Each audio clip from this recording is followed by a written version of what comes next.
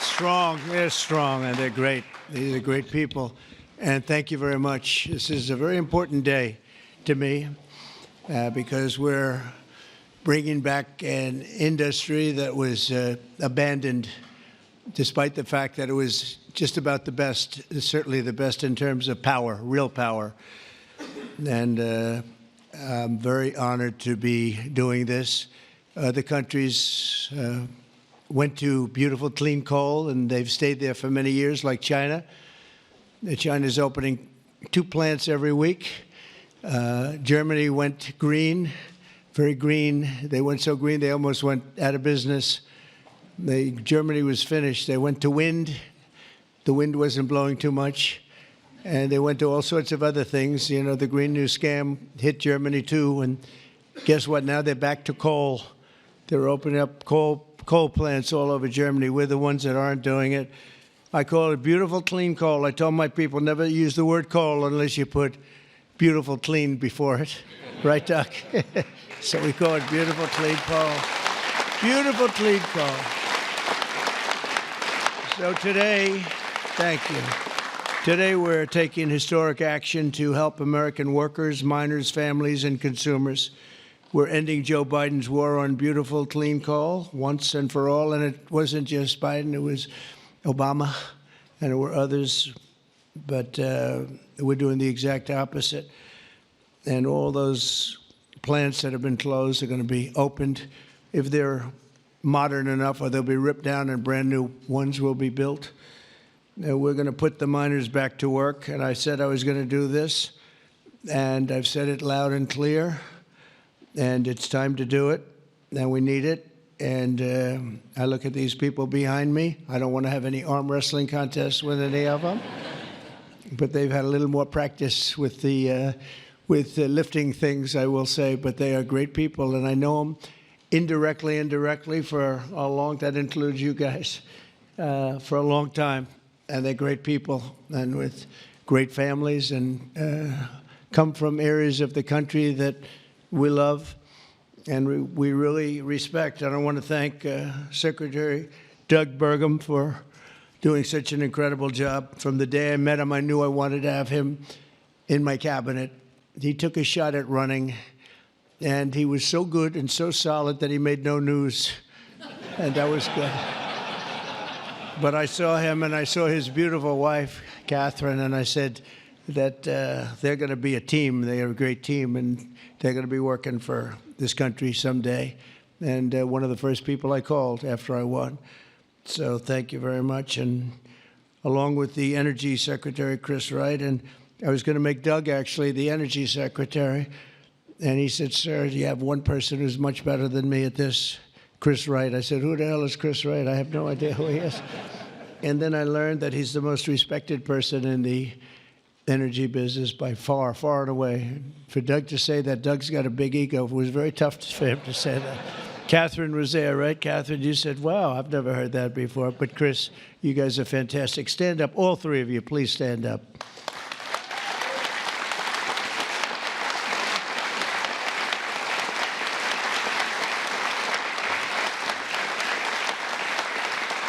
Right. Yeah, that's a great team. It's no better team than that. And they're going to produce energy the likes of which nobody's seen before. You know, we need to do the AI, all of this new technology that's coming online. We need more than double the energy, the electricity that we currently have. You take all of the electricity in the country right now for houses, for buildings, for everything. We need to more than double it to be number one. We're now way ahead of everybody at AI. China's in second place, but way behind. And they're going to be producing a lot of energy and a lot of electricity for this. And so are we, and we're going to get approvals very fast. And I would say the man that's almost comparable to you in terms of the importance to this, maybe he's even more comparable, I hate to tell you, a guy named Lee Zeldin, who's a friend of mine for a long time. He was a great...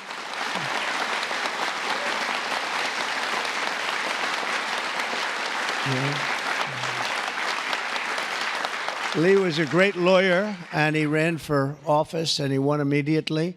I gave him a very important endorsement. He won for Congress in an area that was unwinnable. He couldn't have, they were all saying, why is he wasting his time? That's Democrat territory. And I liked Lee and knew Lee, and he ended up winning a seat in a massive upset. Nobody knew what happened, actually, and then he was there for a long time. How many years were you there? 8. 8 years, was very popular, and then he almost ran. He almost won the governorship of New York, which is lost by a few points, which was an amazing run. And I said, we got to get you in with us in some form, and we did. And he's head of the environmental agency, EPA, and doing a great job. And I said, if we have a nuclear power plant, Lee, can you get it approved in less than a month? He said, what? He said, I'll do it faster. And by the way, he'll do a fast job, but he's going to do also a great job. It's going to be an important job. We don't even smile about it, but, you know, I've been involved in the approval process for a long time, having been in real estate, and you go years and years and years for absolutely nothing. And even in those days, I used to say, you know, this whole thing could have been approved in a week or 2 weeks or 3 weeks, and it would have been just as good. But they'd take you down the path, and you'd spend years waiting, and then sometimes you get rejected. I wasn't rejected too much. I was the king of zoning. I did well, but it was such nonsense. It was so terrible. The process was so terrible. But this is the big leagues now, and he's the head person in the whole country, and I appreciate it, and I appreciate you doing it. And already they're respecting you very greatly. So thank you very much, Lee. Great job.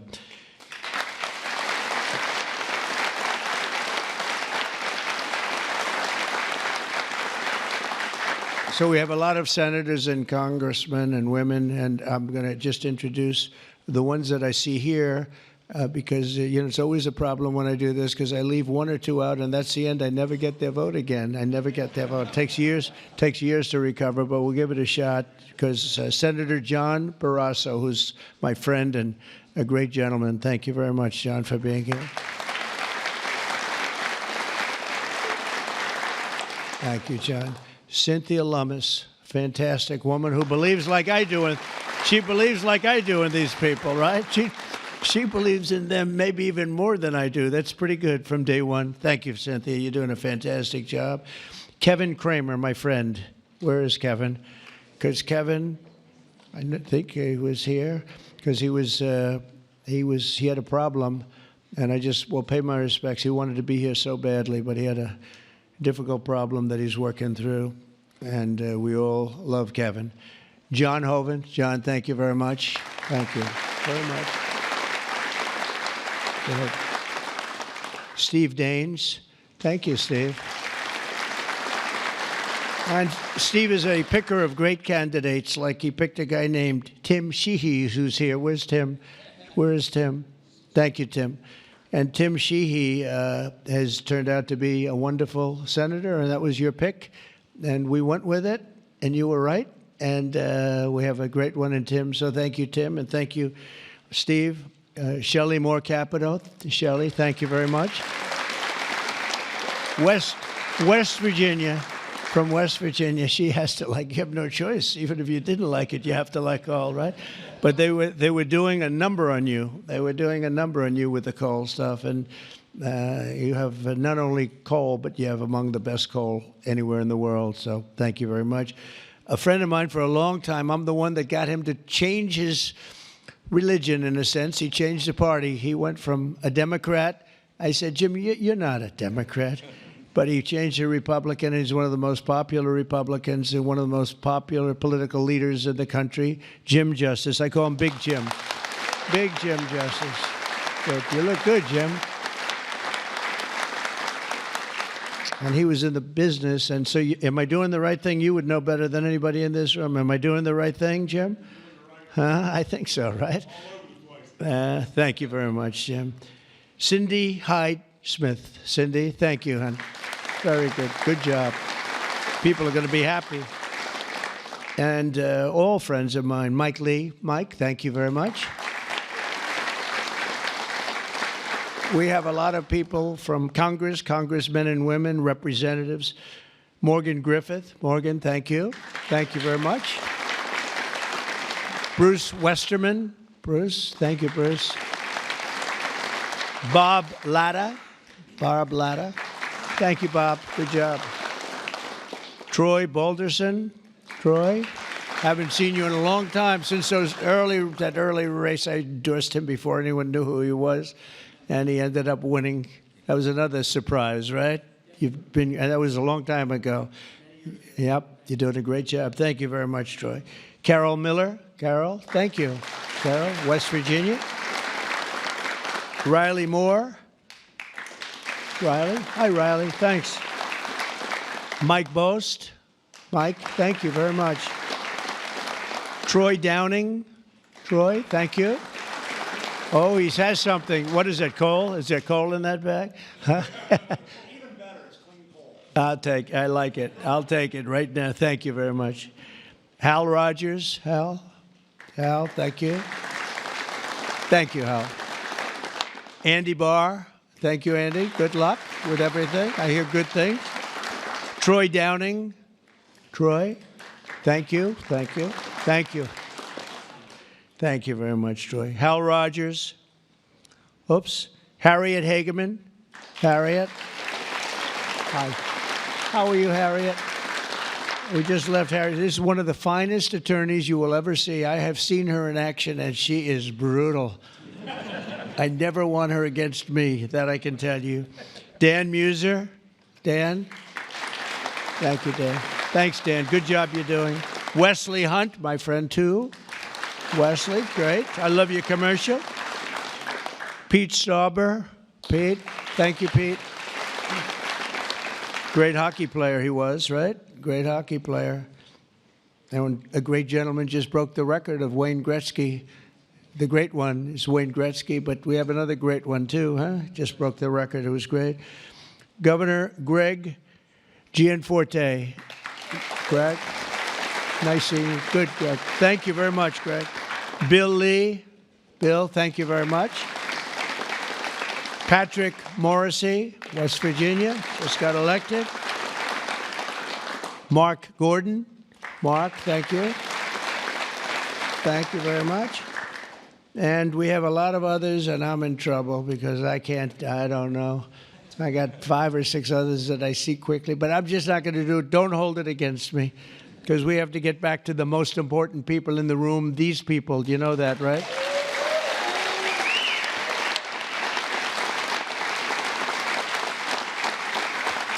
So the energy workers and the coal miners in the area that I'm standing on, and that's a lot of weight on this platform, so I don't know what's going to happen. I hope it's structurally designed for you guys. I don't know. But we have just really well-deserving, great American patriots, and it's such an honor to be here and making such a big move, such a bold move in energy.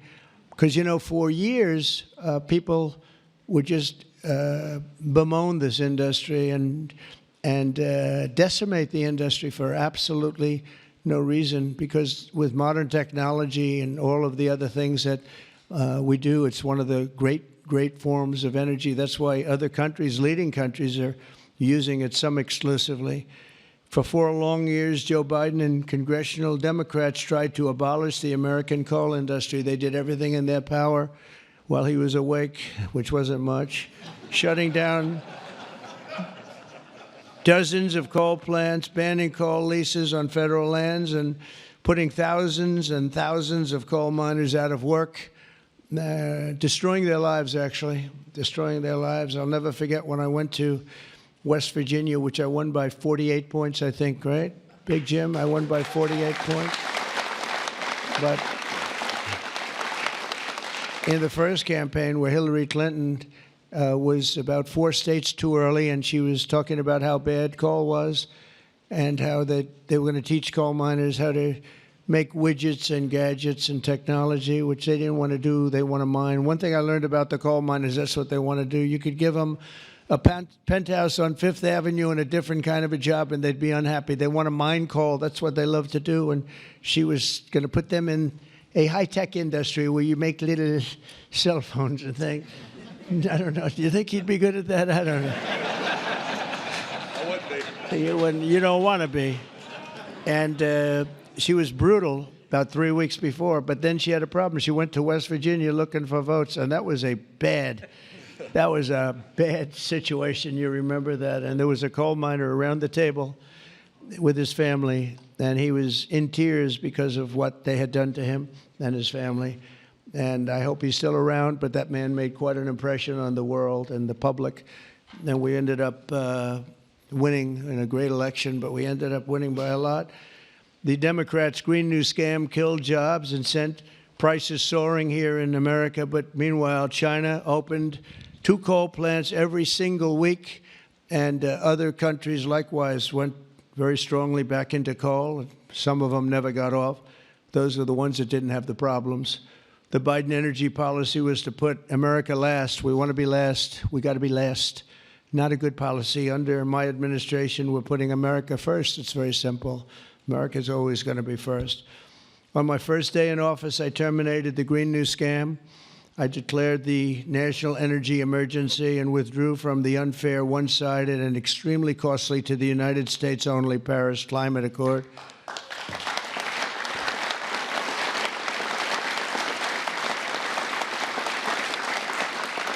You know, under the Paris Climate Accord, we had a terrible situation. We would have paid over $1 trillion. Think of it, over $1 trillion. And Russia was paying almost nothing. Russia had a 1992 standard. China was paying nothing. China didn't kick in until 2035. This was 5 years ago. So they didn't kick in for many years. India had no standard whatsoever. But we had the highest standard you could imagine. We had to start paying from day one. And we had to pay lots of money. We paid for everything. So I was not a big fan of the Paris Accord, and I let it be known, and I got out of it early. Then they went back into it, and now we get back out of it. And hopefully we can be there for a long time, okay? A long time, because it was a scam to take money away from the United States and actually hurt us very badly with coal and with other things. Now, under the executive order that I will sign in a few moments, we're slashing unnecessary regulations that targeted the beautiful clean coal. We will rapidly expedite leases for coal mining on federal lands, and these 2 gentlemen are going to do a real job of it. You've already started. And we'll streamline permitting. We will end the government bias against coal, and we're going to unlock the sweeping authorities of Defense Production Act, the Defense Production Act, to turbocharge coal mining in America. They made it impossible. You actually, I know a friend of mine has a plant.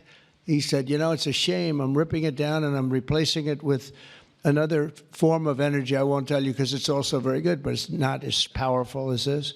He said, you know, the plant I'm building, the new plant, is literally half as good. It's no less, you know, it's not probably even as good environmentally, but he said it would produce half the power for more money, much more money.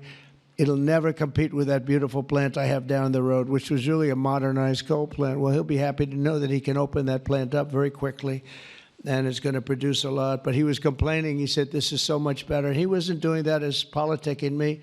He was doing that because that's what he felt. And he knew every form of energy. We talked about that. He knew every form of energy. But our government is going to do something that's very different. And I don't think even you two know about this. This was my idea from about 15 minutes before I got up here. We're going to guarantee that we have a strong business for many years to come, that your coal companies and your miners don't get all excited about their jobs, and then should a radical left liberal become president, they end the business right away, and somebody's built a plant and spent hundreds of millions of dollars in building a plant, and the plant is going to be closed because a Democrat got in or a liberal got in. They're opposed to coal, and Republicans are very much for it, clean coal. And we're going to give a guarantee that the business will not be terminated by the ups and downs of the world of politics. So should somebody come in to this very important office and say, oh, well, you spent hundreds of millions of dollars and you guys have given up your life because you want to be in coal, and then all of a sudden you don't have a life anymore because it's what you know the best. That's not going to happen. We're going to give a guarantee that it's not going to happen, so that if somebody comes in, they cannot change it at a whim. They cannot just going to go. They're going to have to go through hell to close you up. All right, so that's pretty good. We're going to give that in the form of a guarantee that we're writing on right now structurally and from a legal standpoint. So your investments are going to also be protected.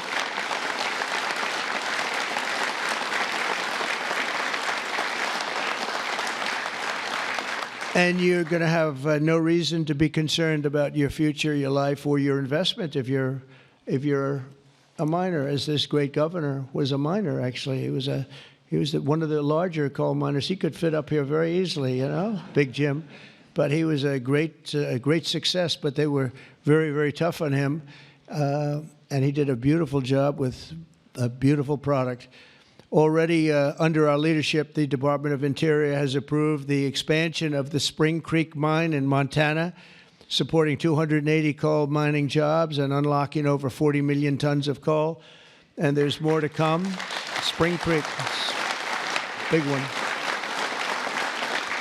And there's more to come in the states of Wyoming, Alabama, Utah, North Dakota, and many others.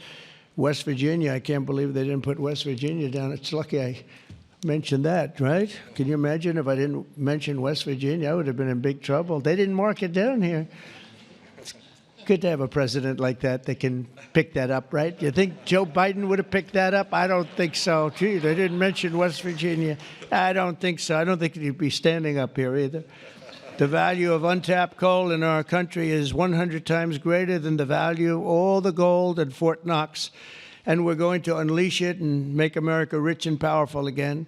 Under this order, I'm also directing Secretary Wright to use billions of dollars in federal funding to invest in the next generation of coal technology, which is an amazing technology in terms of getting the full potential of coal and also doing it a very clean, environmental way.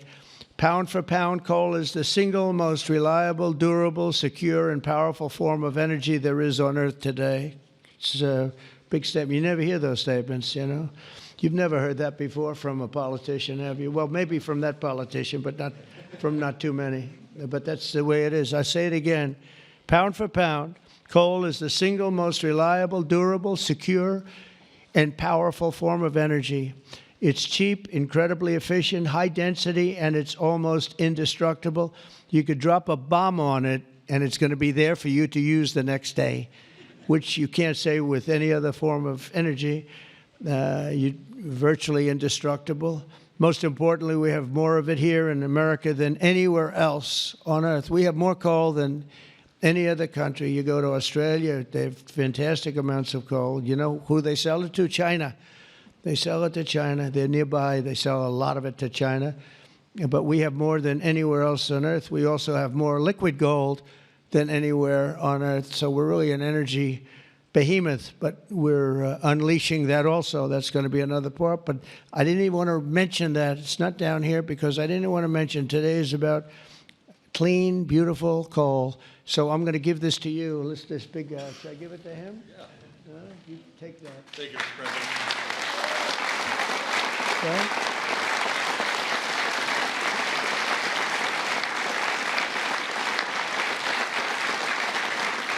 For example, we believe it's possible to extract enormous amounts of critical minerals and rare earths, which you know we need for technology and high technology in the process of coal mining, making in America the mineral superpower of the world, actually.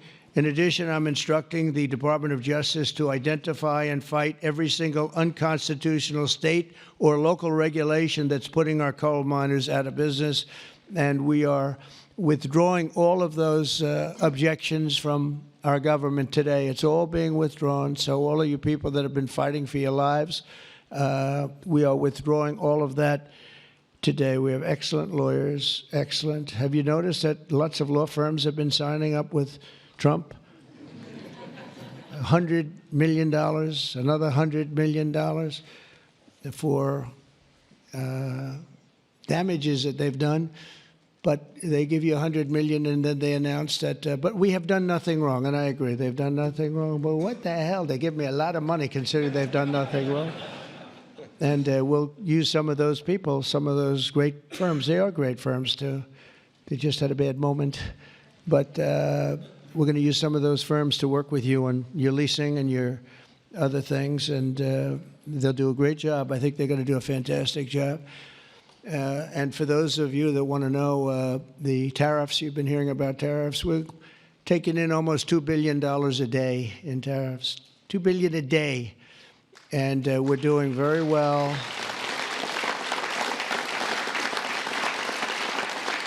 And we're doing very well in making, I call them tailored deals, not off the rack. These are tailored, highly tailored deals. Right now, Japan is flying here to make a deal. South Korea is flying here to make a deal, and others are flying here. I mean, my only problem is I'm not sure I have enough. We're going to have to use those great law firms, I think, to help us with that. But we're going to probably do that, actually. We're going to use them, and we're getting them for the right price because we need a lot of talent. We have a lot of countries coming in that want to make deals. If I told them about making those deals 2 years ago or 3 years ago or 5 years ago, they'd be laughing at us. Now they're all signing up. Mike, you know that. So it's going to be a great thing. But we're think of that, $2 billion a day. That's a lot of money. That's a lot of money even in the coal business, isn't it? Huh? It's a lot of money. And America's going to be very rich again very soon. You're going to see that happening. You see it all along. And it's so that whole situation that, you know, it was somewhat explosive. But if we didn't do that, we wouldn't be talking the way we're talking right now. It's been amazing what's happened. Sometimes you have to mix it up a little bit, but we've had great consideration. We've had talks with many, many countries, over 70. They all want to come in. Our problem is can't see that many that fast. But we don't have to because, as you know, the tariffs are on, and the money is pouring in at a level that we've never seen before. And it's going to be great for us. It's going to be great for other countries. We've been ripped off and abused by countries for many years with the tariff situation. They've used tariffs against us. We didn't use tariffs against them or in any way. I mean, we just didn't use them of any monumental proportion. And so we are doing it now. We have tariffs on cars. We have tariffs on lumber, tariffs on steel and aluminum. Steel plants are going up because of it all over the country. We have 25% tariffs on steel and aluminum. And I think the steel workers like me even more than the coal miners like me. I'm pretty sure that that's true. We have, instead of having no steel business, I put them on originally in my first term. We wouldn't have had one steel mill in the United States if I didn't do that. And now we upped it, and not only are we taking in a lot of money, but we're protecting our workers, our steel workers. We're protecting our steel industry. And one thing you know, that steel and things like steel you need, because you need it from a defense standpoint.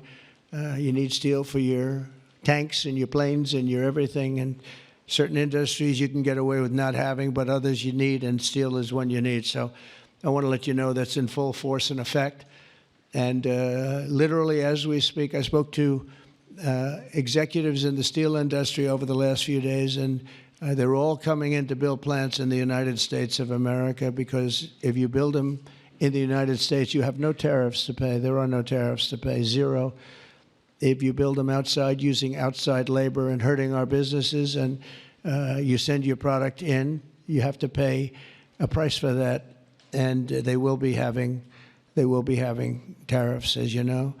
It's an amazing thing. This has been something used against us for many years by other countries, China in particular, but others, not just China, others, and taken advantage of us, ripped us off, and left us for dead, frankly.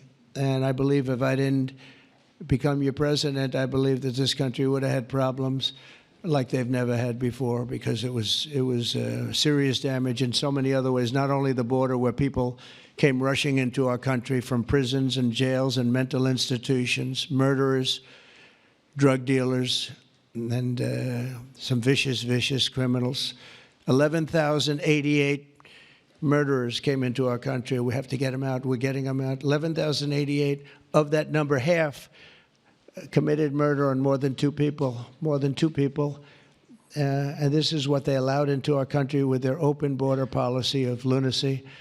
And we're taking care of that just like we're taking care of you today. We're taking care of that. I want to thank Kristi Noem and Tom Homan for doing an unbelievable job. The whole thing is, the job they're doing is incredible. It's really an unforced error. It should have never happened that we have to be spending such time and resources, Mr. Senator, right, on getting people out of our country that shouldn't be here. I mean, literally from mental institutions, insane asylums were opened up and emptied into our country. Prisons from all over the world, not just South America, prisons from, think of this, from Africa, the Congo, a lot of people from the Congo, prisons in the Congo, prisons from Asia, from all over were opened up. And I knew that when I heard it was an open border policy. I said, if you do that, every country is going to be dumping people that they don't want into our country. And that's what's happened, but we're cleaning it out.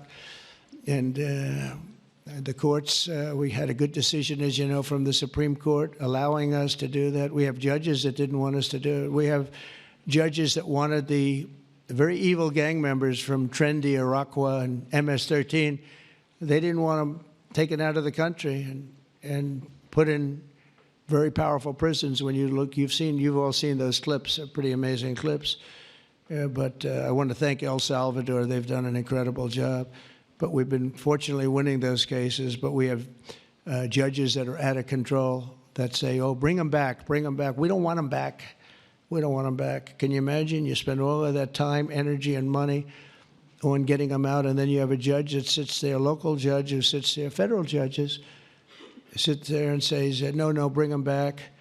One was brought back, or they want to bring him back because he wasn't a member of Tren de Aragua. He was a member of MS-13, which is just as bad. So they misidentified him, but it sounds to me like he was a member of MS-13, so they want him brought back because he wasn't treated properly.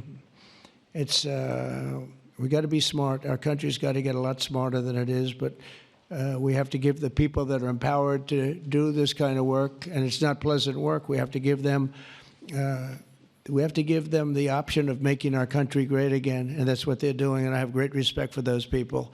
And they're doing it out of love. They could get a much easier job. They're doing it out of love for our country. It's so important, just like I'm doing this with coal today for love for our country. Earlier this afternoon, I signed another executive order to strengthen our electric grid by ensuring that coal-fired power plants are always available to meet surging demand for electricity. Unlike wind and solar, coal plants can run 24 hours a day in rain, sleet, or snow, and you will not be subject to the incredible blackout situation that's taking place in California, where they have blackouts all the time. It's an amazing thing with California. They have blackouts and brownouts at levels that nobody's ever seen before, and all they want to do is keep going the way they're going, and they're doing a very poor job. As you probably heard, I released billions of gallons of water going in from upstate California, from the most northern parts of California. Probably comes in from Canada to a certain extent. Thank you very much, Canada. We appreciate it. And I released it. It was being sent out to the Pacific Ocean. I've been working on Gavin and some of the politicians for years, and they didn't want to do that because they were protecting a smelt, a fish that was perhaps in trouble, but it's not unique to that area. And because of that, you had numbers, you had fires. Nobody's ever seen anything like what happened.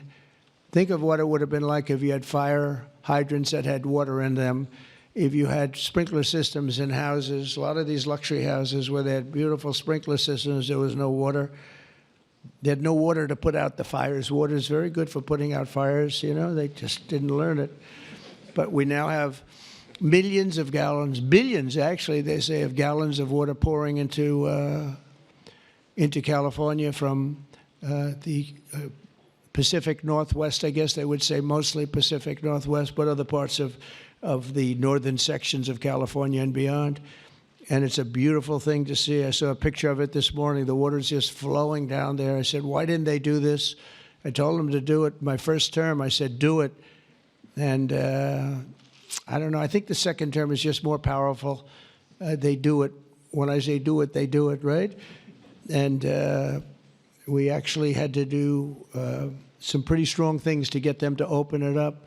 They had, think of this, they had all that water pouring out right into the Pacific. They had a big valve, like a giant valve as big as this room, and they turned the valve. Takes 1 day to turn it, and they face it toward the Pacific Ocean, and the water, all that was coming down, all millions and millions of gallons coming down, they put it into the Pacific Ocean, which for the Pacific Ocean is like a drop of water. But for California, it would have been unbelievable. So we did it. I'm very proud of the fact that we did it. We did that against a lot of heat and a lot of environmental nonsense. From now on, we'll ensure that our nation's critically needed coal plants, as an example, remain online and fully operational. They're always going to be operational. And again, we're going to have guarantees that government cannot close them down, close you down, and destroy your lives. To that end, I'm also instructing Secretary Wright to save the Cholla coal plant in Arizona, big plant, which has been slated for destruction. We're going to keep those coal miners on the job. Going to tell them to just remain calm, because we're going to have that plant opening and burning the clean coal, beautiful clean coal, in a very short period of time. You know all about that, right?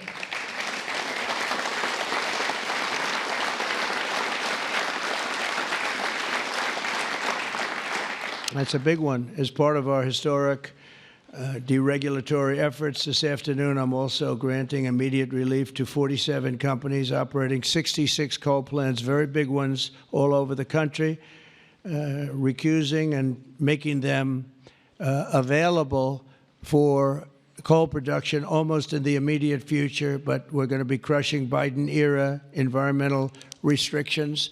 These are restrictions that made it impossible to do anything having to do, frankly, with energy, even beyond coal. It's really beyond even coal. We have clean air, we have clean water, and now we have clean coal. And at the same time, we're going to do other things and with other forms of technology and also energy, like our country has never really seen before and never been known to do before, because of all sorts of restrictions having to do with the Green New Scam, which, by the way, was devised by somebody that never even studied. You know that? They never even studied anything to do with the environment. It was a young congresswoman.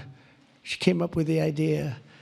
And based on that, I guess we only have, well, actually, we should have all been gone, because they gave us only a few years left on Earth, right? Right, Greg? We were going to be gone. We're all going to be gone. The environment, no. What they have to worry about is the nuclear heat. They don't have to worry about environmental heat. They have to worry about nuclear heat. And if we're smart, we're working on that right now with others having to do with Iran and some other countries. But that's the heat you're going to have to worry about. You don't have to worry about the air is getting warmer. The ocean will rise 1/4 of an inch within the next 500 to 600 years, giving you a little bit more waterfront property. They say this is going to. These guys can handle that. The nuclear we have a bigger problem with, right? So we're going to make sure that that's safe. We're going to make sure that that's safe. With us today are some of the amazing workers who will benefit from these policies, the policies that we're doing and so proud of doing, including Jeff Crow, a miner from West Virginia. Jeff, would you come up and say a few words? Jeff? Come on up here, Jeff.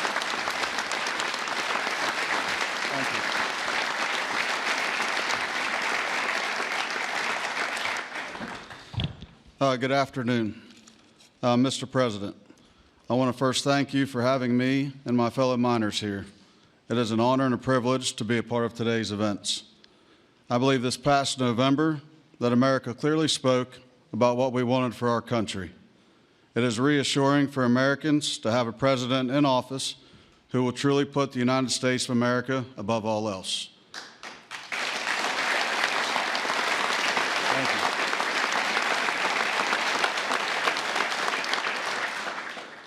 With putting America first, you have spoken numerous times about energy independence. I believe most don't understand the importance of that. Coal is one of the major factors in energy independence and accounts for a large portion of America's energy. Coal is one of the most reliable and cheapest forms of electricity. For too long, coal has been a dirty word that most are afraid to speak about. Most of those that would speak negatively about coal do so from an uneducated standpoint. Many are unaware of the engineering and technology that are used in today's mining to create a clean, energy-efficient product. All of this is done while using the safest practices in the industry. Speaking for West Virginia, coal provides approximately 50,000 jobs for those that work in the mines and the businesses that support them. It also accounts for over 50% of West Virginia's export product. To name a few, we employ engineers, teachers, physical therapists, accountants, truck drivers, high school and college graduates. All of these occupations and graduates have turned to the coal industry to provide a better way of life for them and their families. Everyone in our industry works long hours and days to provide a reliable energy product, and too many times it goes unnoticed. I've personally worked in the industry for 23 years. I choose to do this daily to provide my wife and children with the life that they deserve. Prior administrations have done all they could to eliminate the coal industry. Sorry, one second, I'm getting there. In my opinion, they have done so with an unethical and uneducated approach. But we are still strong, we are still here, and we are still needed in order to make America great again.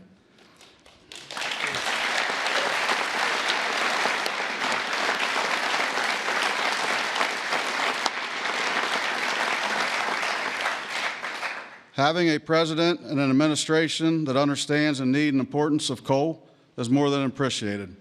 It gives the industry a form of reassurance to know that we have a president in place that supports us. From my family to the over 3,000 employees of AC&R, and for the coal companies, miners, and businesses throughout our great country that rely on the coal industry, we say thank you for your continued support.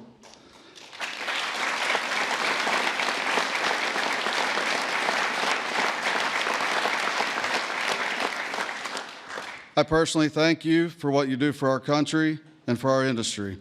It has been my pleasure to be here today to help you usher in the golden age of America. That's good. Thank you. Thank you. Thank you. Appreciate that. Thank you.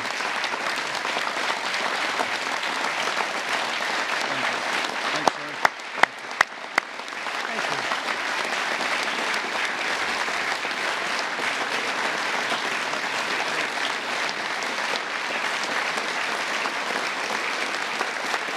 You did a good job. Let me have that speech. I want to have that. Yes, sir. I had a couple of good lines in there when I came up. No, actually, what I want to do, I'm going to sign it for you because I mean, he worked hard. Look at it, and look how good his eyes must be to read that. I lost it once. And hopefully you can sell it tonight for a lot of money. Yes, sir. I'll keep that one.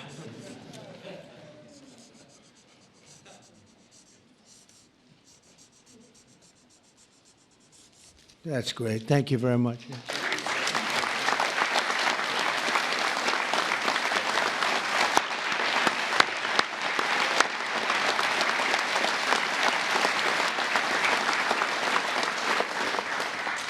Thank you very much, Jeff. And also with us is Tony Campbell of the East Kentucky Power Cooperative, and Tony's quite a gentleman and very respected in the industry. Come on up, Tony. Thank you.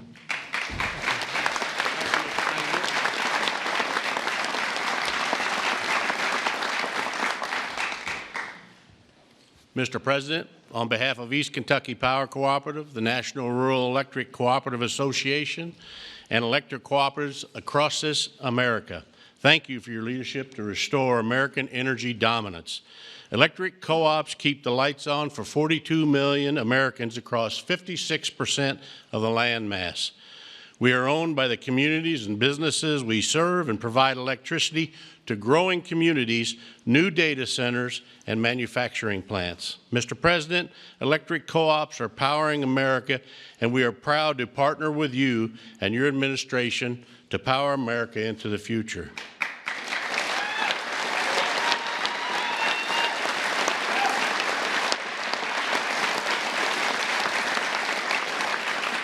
Our electric cooperatives in Kentucky understands the importance of reliable, affordable, and American-made energy, especially coal and natural gas. Coal fuels most of the electricity generated by our cooperative. America must keep coal plants open and running to ensure reliable electricity when we need it most. To meet growing demand over the next decade and ensure fuel security, America will need more always available electric generation power, such as coal. And we want to recognize the hardworking American men, women that support our mission. To all America's line workers, our coal miners, thank you for your dedicated service to our country.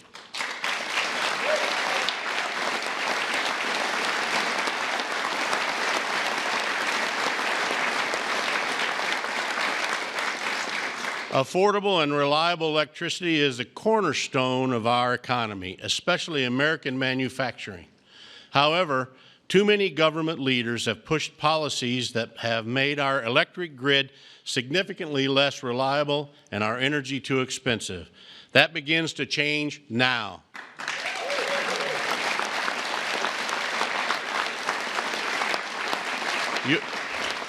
Your actions today will prevent the premature closing of essential power plants and help us meet tomorrow's energy needs. And they will help us continue to deliver reliable, safe, and affordable electricity. Mr. President, thank you in particular for providing immediate, much-needed relief from the Biden EPA regulations that would force the shutdown of critical coal units.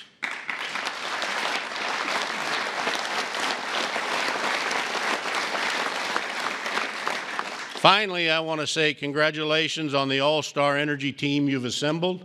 Electric co-ops have already been working with Secretaries Burgum, Wright, and Rollins, and Administrator Zeldin, and we are excited for all we can accomplish together.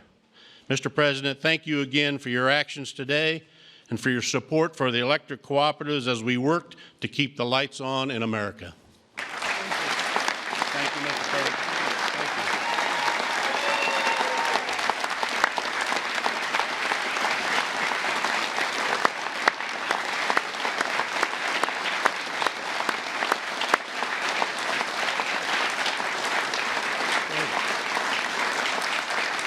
Thank you, Tony. Thank you very much, Tony. Appreciate it. Every day under the Trump administration, we will continue to lower costs for American families, create jobs for American workers, and very importantly, unlock unlimited amounts of affordable American energy, including, as I said, and I'll say for the last time, beautiful, clean coal. Our country is blessed.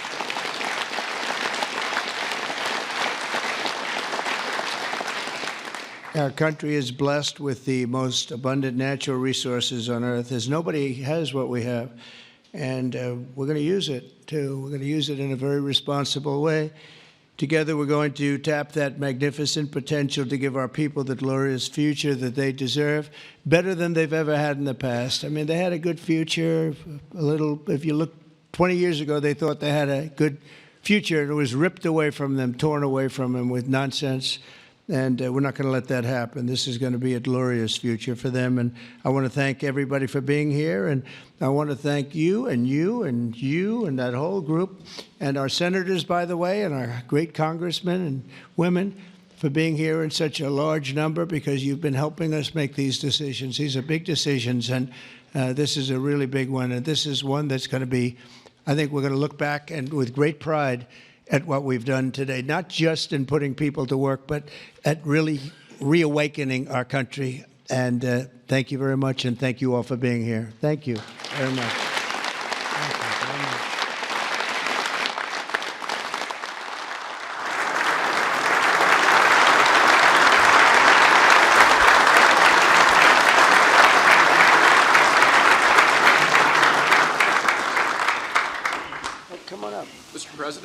Yes, who's first one? We have 4 items prepared for your signature this afternoon, sir. The first of these executive orders it may be one of the most significant executive orders of your administration thus far. This directs all departments and agencies of the federal government to end all discriminatory policies against the coal industry. This ends the leasing moratorium that prevents new coal projects on federal land, and it's going to accelerate all permitting and funding for new coal projects to allow the coal industry to flourish under your leadership, sir. That's great. Thank you.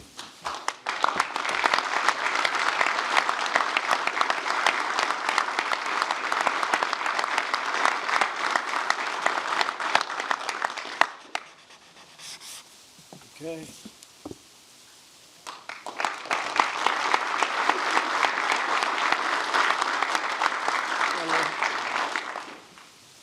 Sir, there are currently dozens of coal plants in America that are in imminent danger of being forced to close based on unscientific and unrealistic policies enacted by the Biden administration.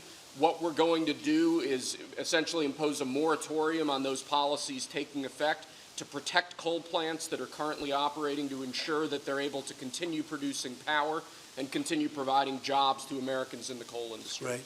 Thank you very much.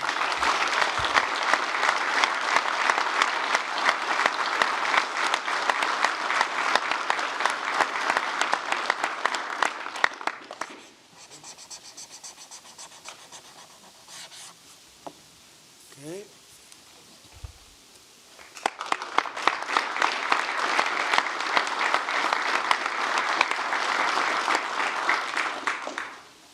Sir, you've made grid reliability and security a key focus of this administration. This executive order is going to promote grid security and reliability by ensuring in part that our grid policies are focused on secure and effective energy production and energy transmission, as opposed to woke policies that discriminate against secure sources of power like coal and other fossil fuels.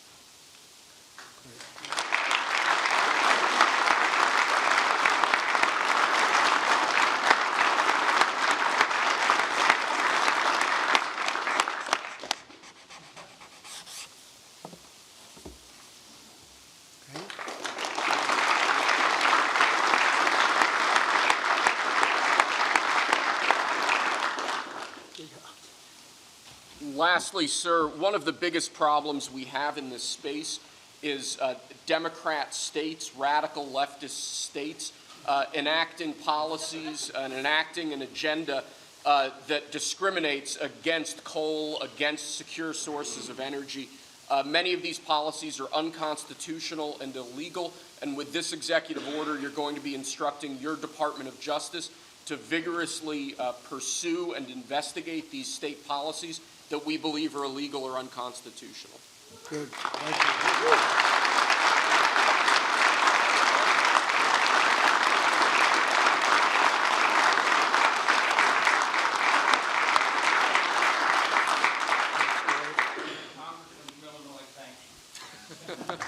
Thank you very much. Great job. He went to Harvard when Harvard was good. It was a while ago.